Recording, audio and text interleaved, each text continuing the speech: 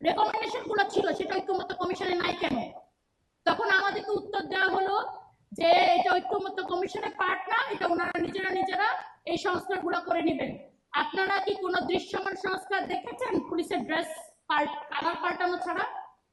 আমরাও দেখিনি।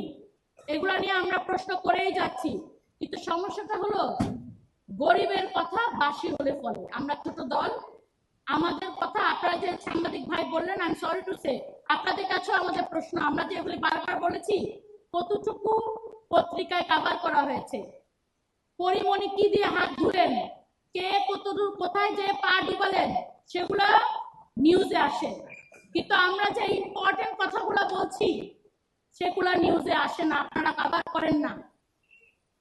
সুতরাং আমরা এখানে কেউ কারো দোষারোপ করতে আসেনি, এগুলোকে বলে আত্মসমালোচনা। আজকে আমরা এই 1.5 বছর পরে এসে এখন নিজের সমালোচনা করছি, নিজেদের সমালোচনা করছি। কেন করছি জানেন? এই নিজেদের সমালোচনাগুলো না করলে যেই রাষ্ট্র সংস্কার এবং রাষ্ট্র, যেই রকম রাষ্ট্র আমরা দেখার স্বপ্ন দেখি, সেই রাষ্ট্র স্বপ্নে থেকে যাবে এবং দুঃস্বপ্নে ভেঙে যাবে। এই রাষ্ট্র